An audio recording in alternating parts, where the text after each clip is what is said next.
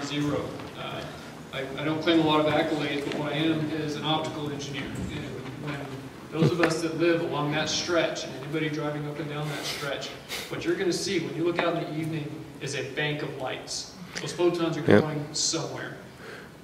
This is not necessarily a good thing. You're going to scare away the wildlife. You're going to impact what makes this space such a wonderful space for the neighborhood.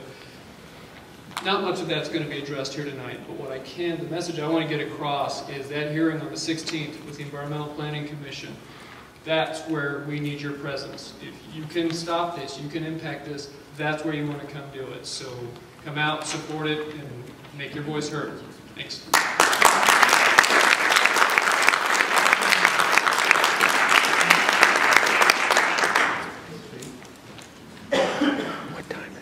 I'm Steve Sandacre, and I've lived in the Cherry Hills area for more than 30 years.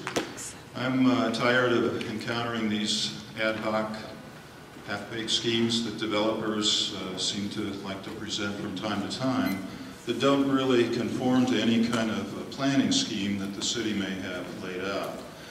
I don't think that this project was in any way contemplated when the current zoning was approved. This is a major change, as the EPC report, this staff report, points out. It's a major change to the way that this was originally laid out, this current zoning for this property. And I would suggest you take a look. I think a number of good points are made in the staff report that the EPC staff came up with here that indicate that this project is just not consistent with any kind of plan that the city has. And a couple people have made a few points along these lines. Designated activity center is one of the points that's mentioned in the staff report. Harmful effects of traffic, of course, has been mentioned. Buildings way out of whack with existing buildings. Anyway, there are a number of things that are laid out there, and I just don't see that this is even consistent with any kind of a reasonable plan. And residents in these neighborhoods should be able to expect and plan themselves when they select their housing, and not have somebody coming along for a few years and saying, oh, now that I have this piece of property and I can work out a deal with somebody, I want to put in something that's totally inconsistent with the layout of the property. Hi, I'm Steve Hermley. I live on Cherry Blossom, and I don't recall the name of the gentleman who's wearing the red tie up there, the beard. However, he made an opening comment, and that was that there are several locations where this could be. My question is, why here? We already have quite a bit of density to traffic. Everybody's aware of that situation. I won't go there. Another thing I wanted to mention is, I don't know how they facilitate this, to have it on a night of a presidential debate. I'm willing to bet that if we could have this meeting on a different day, where there's not a major event, we would have this room not only packed, but they'd be out in the hall. That's right. I have seen, over the 20 years that I've lived in this town, how the city can ramrod things down people's throats. How they can have meetings go 2 o'clock in the morning and can't resolve anything on a Friday night. So they have the next meeting, the final one, on a Monday morning at 9 o'clock when nobody can really attend. And that's how things go through. Montano Bridge, they went ahead and they couldn't do that because of a big tree. A tree had been there, it was a landmark for years and years. Guess what? One night 5 guys come in with buzzsaws. No more tree. Objection, all gone. They build a bridge. We, by their own mission, we do not have to have this project here. But everything I've heard here are objections to it.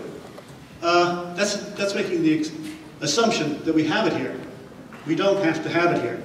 And I think the deadline should be revised and put back, and it should be done in a fair manner, and it should not be on a Super Bowl Sunday, a holiday, or a presidential election day, or anything like that.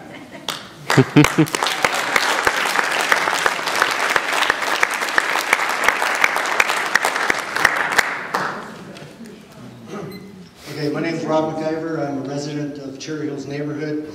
I live on Red Sky, 6904, right next to town. I got a number of things to say, so I'm going to go really fast. And so you have to listen really fast, and I'll give you the notes if you don't get them all out. Thank you.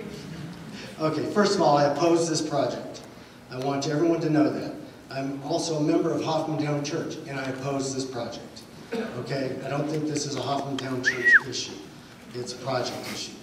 I have a couple other points other than what everyone else had said. I agree basically with all of the other opposing comments.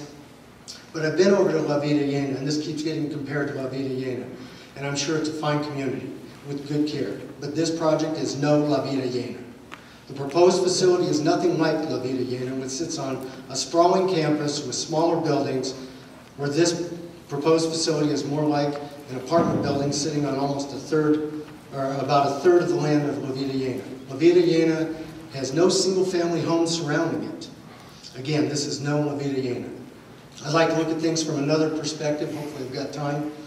I'm concerned about the ability of La Vida Llena, Total Lifestyles, and McFarland Group to complete the project for the following reasons. La Vida Llena has already undergone a Chapter 11 bankruptcy restructuring of its debt in the past 10 years. La Vida Llena is currently pursuing a restructuring of its current $29.5 million debt to reduce its principal payments right now, so that it can do some other things on its property. That is in the La Vida Llena newsletter, which is online on the La Vida Llena site. Given the current U.S. financial crisis and credit crunch and La Vida Llena's history of needing to restructure its debt, I think it introduces additional risk to the completion of the project. If the project goes on, the building is built, and for some reason it sits there, not completed, the bank or whoever owns the property will try to find another tenant. I'm currently working in a building that sat idle for 4 years while they try to find another tenant.